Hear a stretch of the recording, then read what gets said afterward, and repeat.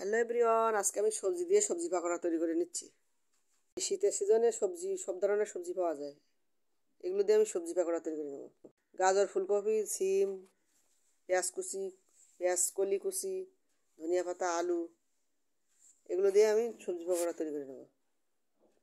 এখন গাজর নিয়ে নিচ্ছি, সব ধরনের সবজি এর মধ্যে নিয়ে নিচ্ছি। এরপর নিয়ে নিচ্ছি সিম কুচি।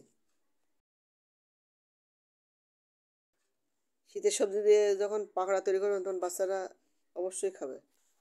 সবজি না খেতে চাইলেও এই পাকোড়া তৈরি করে দিলে খেয়ে নেবে। আমি বেসন ব্যবহার করিনি। এখন ধনিয়া পাতা আর পেঁয়াজ কুলি দিয়ে দিয়েছি। এখন দিয়ে দিয়েছি আলু কুচি, নতুন আলু ছিল সেই নতুন আলু দিয়ে পাকোড়া তৈরি করছি।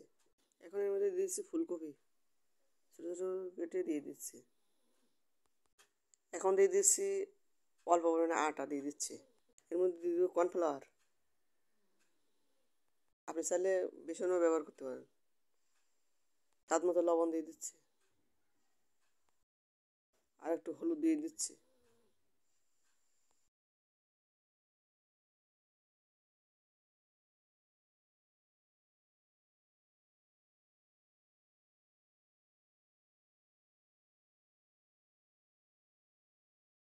কর্নফ্লাওয়ার 5 থেকে 6 চামচ।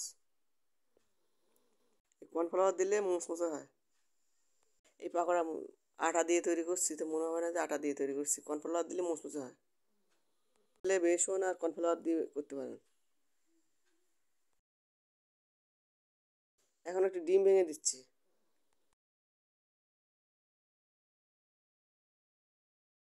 এরপর মাখিয়ে নেব।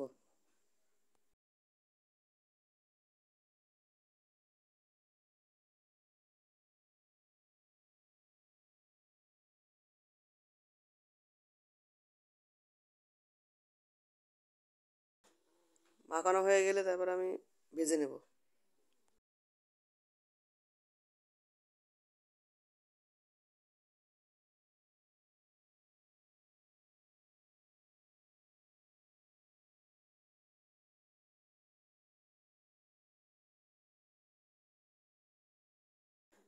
মাখানো হয়ে গেছে, এখন ভেজে নেব।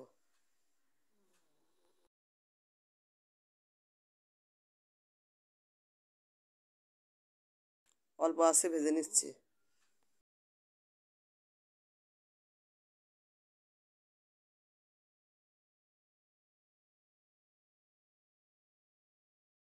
আমার প্রায় ভাজা হয়ে এসেছে, নামিয়ে নেব।